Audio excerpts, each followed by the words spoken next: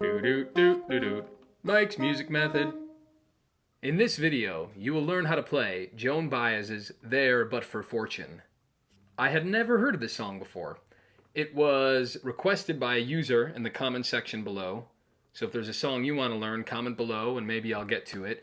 But it's actually a very cool fingerpick song. There are some neat things going on and a cool little right hand pattern. So even if you don't know this song, let's learn it together. It's really great. You learn maybe a new technique, and if not, you'll speed up and perfect a technique you've been working on. Let's do it. If you're listening to Joan, you're going to be a little bit annoyed. She has the capo on the 3rd fret, but everything is a hair sharp. So her capo is probably pinching down, or her guitar is just tuned a little bit high because she's not playing to any instruments. So, but if you're playing with me, we're going to tune straight, standard E. The first chord is a simple G. Capo 3rd fret, just a G chord. It's all about the right hand pattern here, so let's focus on that. It sounds like this. So the beginning, we're alternating between 6th string and 4th with our thumb the whole time. All right, so 1. On the 2nd beat, we play the 2nd string with the 4th. Then we play 6, 3, 4, 1 together on 2 with the 2nd string, 6, 3, 4, and I'm playing the 3 with my index. So 1, 2, 3, and 4. Get that down. Then we have the next part. There I'm playing the 6th string and the 1st. I use my ring finger, but if your ring finger isn't strong, it's fine to pivot your middle finger down to that high E string. Thumbs alone there after this part. Together, alone, alone. Oops, sorry. Then you play the... Sorry, let me do that again. That's what it is. So it's 6, 2nd, 4th, 3rd, 6, 2, 4, 3. That's the ending.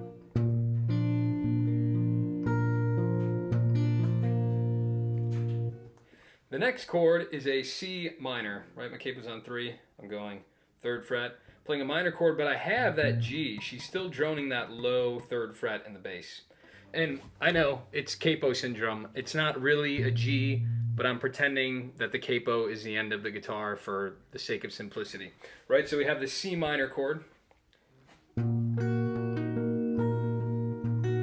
it's the exact same right hand pattern, but with that chord. Now what's strange is then she goes back to the G chord, but she doesn't play it as an open chord.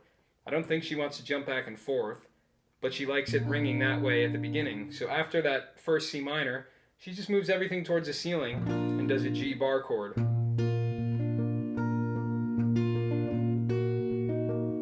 it goes back and forth between the G and the C minor.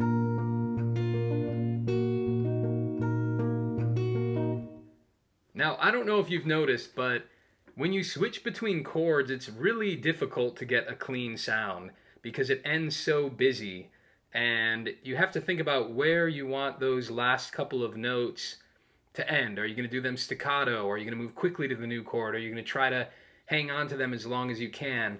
If you listen to the recording, you'll notice that her playing is pretty sloppy. I think she was inspired too much by Bob Dylan. So when she moves to the next chord, those last couple of melody notes, doo-dee, kind of like fart out because she's transitioning to the next chord. So that's something to be very careful about, and I'll show you what I mean here. Just going back and forth again between that C minor and the G. Like I'm cutting it out really quick there. Right, I'm stopping it dead to go to the G chord. Because if you don't stop it dead and you try to make it legato, I don't know, they kind of like get lost when you switch the chord and kind of like when you pull your fingers off. So I'm stopping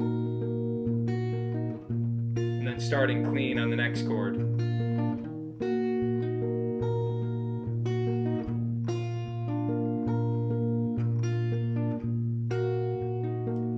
So it's almost like when I end one chord, I'm completely killing all the sound, quickly moving to the next chord and starting the pattern again. But you can explore, but it's just something to be aware of. It's a little bit tricky, and if you're not getting a good clean sound, that's probably what is happening. After the final G, we go into an E minor. An E minor. But now we have a 3-note thumb pattern. 6, 4, 5, 4, 6, 4, 5, 4 for the E minor. And all the melody notes are a little bit different. It's hard to hear on the recording exactly what is going on, and she varies it quite a bit, but this is about as close as I can get it. So, alone, together on the second string. Then 5, 3, 4. 5, 3, 4. 6 alone, 4 and 2 together. 5, 3, 4. Then I'm doing 6 and 2 together for the next part.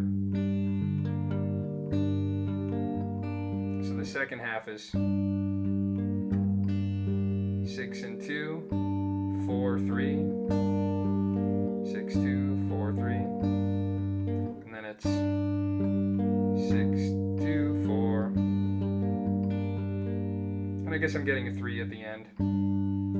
6, 2, 4, 3, together, 4, 3, 6, 2, 4, 3. So that whole thing.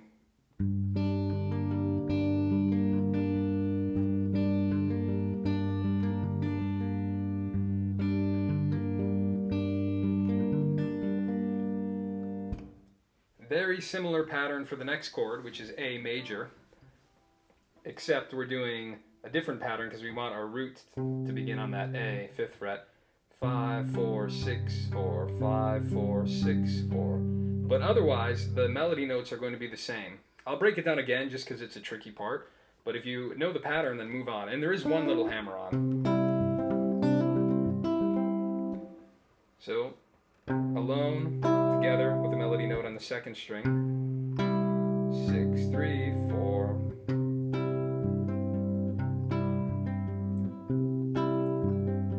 Then here we do a hammer on. I'm playing 5th string in the second, but I'm hammering my pinky on that A chord. I know some people play the A different. I like to leave my first finger free. I don't know why, it just fits my hand easier. I know some people find it hard to hammer with the pinky, but I'm really used to it by now. So the beginning we just did. Then I'm doing the hammer here, right? 5 and 2. Then that's 4, 3 afterwards. And then 6, 2, 4, 3. So that hammer, 4, 3, 6, 2, 4, 3.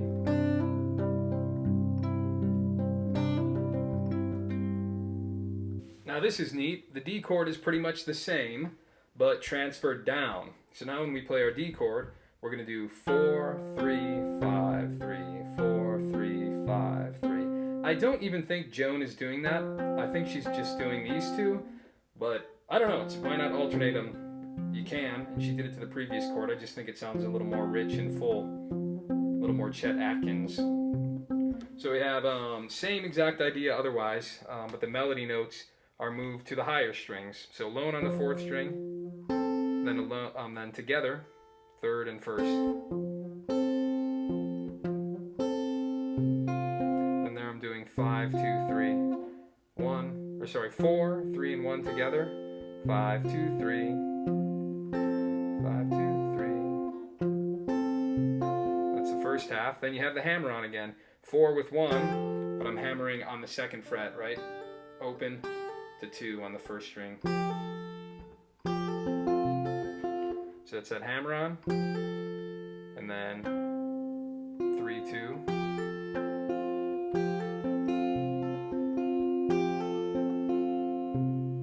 Then 5, 2.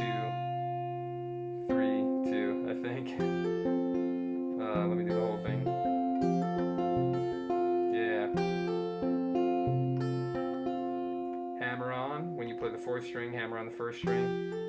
3, 2, 4, 2, 3, 2. Oh, sorry about that. Hammer on. 5, 1, 3, 2. Yeah, that's the end. 5, 1, 3, 2. 5, 1, 3, 2. 5, 1, 3, 2.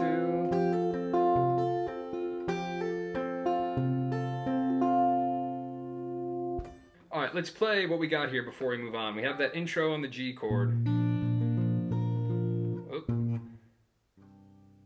Before we move on, let's review what we have here. We don't want to get lost in it. We have the intro on the G chord to the C minor to a bar chord G. There's a lot of back and forth on that before she starts singing. Then G, E minor, where you're alternating the bass between the 4 notes, right? A major, with the hammer to the D major hammer. Yeah, so let's keep going. We go back to a G, E minor. This time we go to a C chord. Same exact pattern as the A chord, I believe. Let's break it down. So it's a C chord. I'm putting the G in the bass. Some people will walk this ring finger back and forth. What I do is I play a C chord with my pinky, right, a regular C chord, and I'm putting my ring finger as the bass note. So then I get this C and this G without having to change my fingers. Here is the right hand pattern for that C chord. Our thumb is doing 5, 4, 6, 4, 5, 4, 6, 4. And our melody, we have alone together with a melody on the second string. So 5, 4, 2, 6, 3, 4. That's the first half. And then we start with the melody note on the first beat, so it's together here in the second half.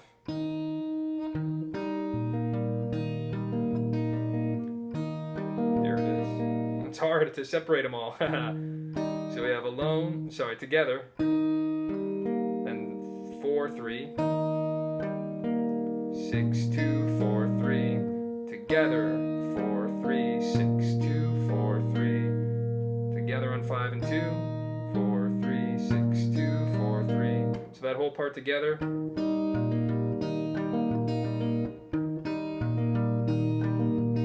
Sorry, I'm going too fast. I don't know why I'm in fast forward today.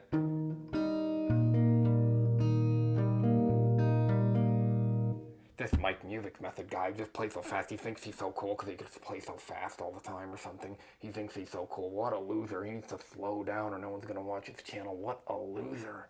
Loser. You're a loser.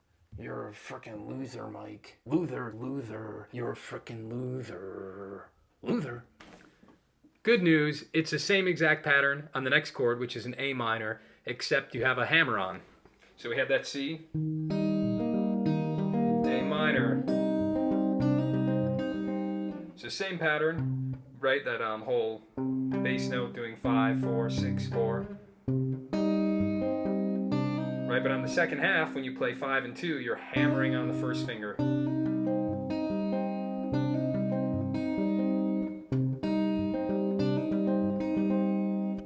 The next chord is a B minor.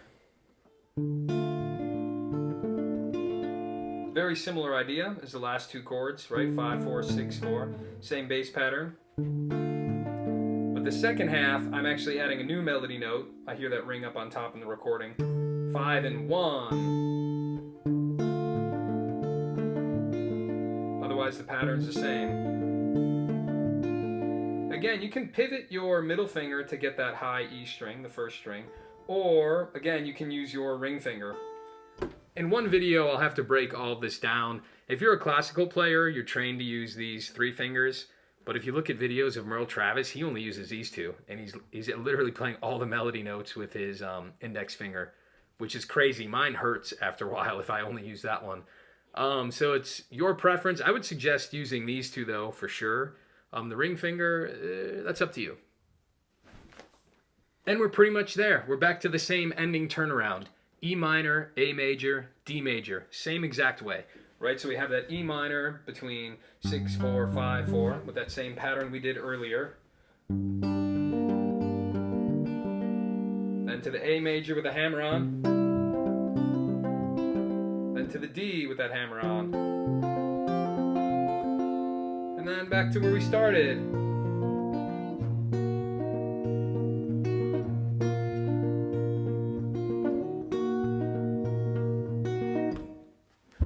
You're a champion. You're a champion.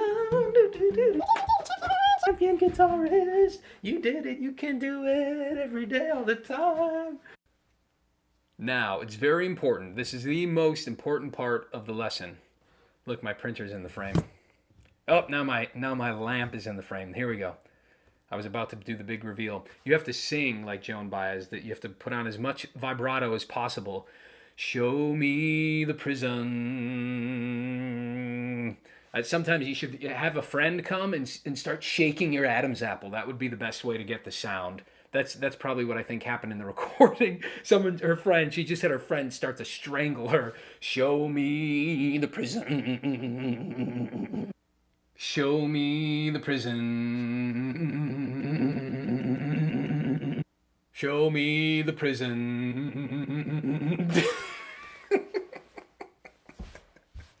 What am I doing? Hey, don't forget to subscribe if you liked it or whatever. Put a thumbs up, comment below, and yeah, comment below if you want to let me know what songs you guys want to hear and what songs I can break down for you. I'm also considering doing like a live stream that would be a lesson. You know, if people actually log on and watch, you can ask questions, or we can do like a little guitar lesson together. That would be fun, I think. If you're into that, drop a comment below, and maybe I'll set up a weekly time where we can all get together and talk finger picking. I'd be into it. Let me know if you guys would be into it. All right, see you soon. Bye. 30-second virtual hug is the new future. Just pause it. Just pause it and count to 30 seconds. All right, bye.